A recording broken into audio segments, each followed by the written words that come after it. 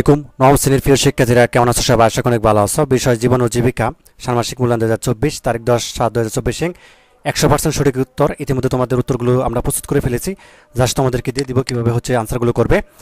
তো এটি হচ্ছে দেখো তোমাদের যে কাজের নামটা হবে সেটি হচ্ছে উদ্বোধনীমূলক ব্যবসায়িক বিনিয়োগ পরিকল্পনা প্রণয়ন ঠিক আছে অর্থাৎ উদ্ভাবনীমূলক ব্যবসায়িক বিনিয়োগ পরিকল্পনা প্রণয়ন এটি হচ্ছে তোমাদের কাজের নাম এবং প্রথম অংশে কি রয়েছে পরিবারের জন্য ব্যবসায় নির্বাচন অর্থাৎ তোমার পরিবারের জন্য ব্যবসা নির্বাচন করতে হবে প্রথমে ধাপ ক খ গ গ উম পর্যন্ত দেওয়া আছে সবগুলো আমরা করব তো এটি হচ্ছে আমরা প্রথম অংশটা আগে করে ফেলি ঠিক আছে তো চলো আনসারটা দেখা যাক প্রথমেই তো আমাদেরকে ধাপ কয়ে যেটি বলা হয়েছে পারিবারিক আর্থিক পরিস্থিতি বিশ্লেষণ করতে বলা হয়েছে ঠিক আছে প্রথমে আমাদেরকে কাজটা কি করতে বলা হয়েছে যে পারিবারিক যে বাজেট সেটা তৈরি করতে বলা হয়েছে বাজেট মানে হচ্ছে পরিবারের আসলে কী পরিমাণে একটা খরচ হয় প্রতি মাসে এরকম একটা বাজেট তৈরি করতে বলা হয়েছে ঠিক আছে তারপর হচ্ছে আমরা বাকি অংশ দেখব তো প্রথমে আমরা পারিবারিক বাজেট তৈরি করে ফেলি তো উত্তরটি আমরা এভাবে করতে পারি দেখো ক্রম সংখ্যায় 1 2 3 এভাবে হচ্ছে আমরা অনেকগুলো দিতে পারি তো উদাহরণস্বরূপ আমি এখানে 5 পর্যন্ত দিয়েছি তুমি চাইলে আরও কম বেশি করতে পারো ঠিক আছে তো মূল খাদ্য যেমন খাদ্য উপখাদ্য রয়েছে চাল আটা তেল মাছ মাংস সবজি ফলমূল মিষ্টি ঠিক আছে তো দেখো চাল আটা তেল মাছ মাংস সবজি এগুলো হচ্ছে আমাদের 7,000 টাকা লাগে ধরলাম বাজেট ঠিক আছে এবং ফলমূল হচ্ছে 1,000 টাকা বা মিষ্টি হচ্ছে 500 টাকা আমরা ধরে নিলাম আর কি তো দুয়ে বস্ত্র হচ্ছে নতুন কাপড় লাগে 2,000 টাকা বা কাপড় সেলাই 500 টাকা বা কাপড় ধোয়া 500 টাকা ঠিক আছে তো তারপর থেকে তিনে বাসস্থান তো বাসা ভাড়া হচ্ছে 100 টাকা আর যারা বাসায় থাকো তারা হচ্ছে এখানে বাসা ভাড়াটা লিখে দেবে ঠিক আছে আর নতুন ঘরের খরচ আমরা 1500 টাকা লিখলাম তো শিক্ষা চাইলে রয়েছে শিক্ষা তো শিক্ষা প্রতিষ্ঠানের বেতন 700 টাকা বা শিক্ষা সামগ্রী যেমন বই খাতা কলম এগুলো কিনতে লাগলে 300 টাকা ঠিক আছে আমরা ধরলাম তো তারপর দেখো পাশে দিয়েছি যোগাযোগ যাতায়াত তো যাতায়াত ভাড়া যেমন 1,000 টাকা ধরেছি আমি তো এখানে আমাদেরকে মোট কত টাকা দেখো তো মোট হচ্ছে আমাদের 15,000 টাকা এটা হচ্ছে আমাদেরকে পারিবারিক একটা বাজেট তৈরি করলাম এইভাবে তো এটা হচ্ছে আমাদের প্রথমে পারিবারিক একটা বাজেট তৈরি করতে বলা হয়েছে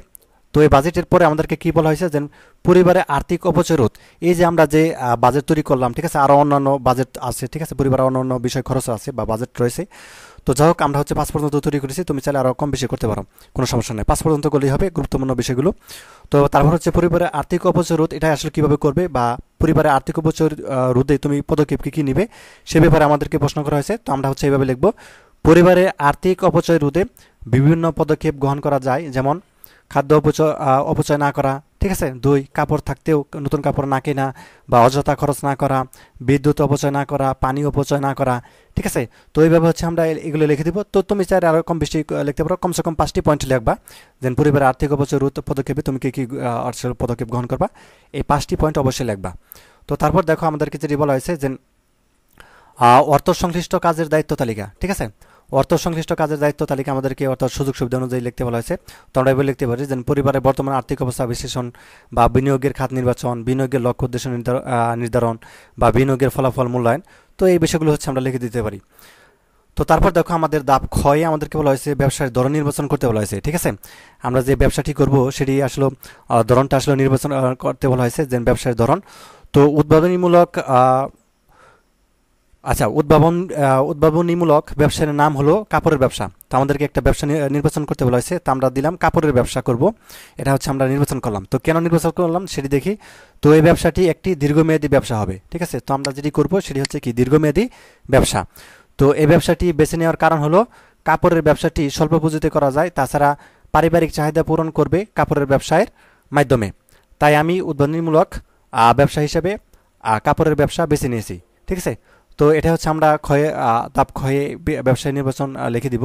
তো তারপর দেখো আরও অংশ রয়েছে আমাদের আচ্ছা এতটুকুই রয়েছে এতটুকু আমাদের হচ্ছে প্রথম অংশ শেষ আমাদের ঠিক আছে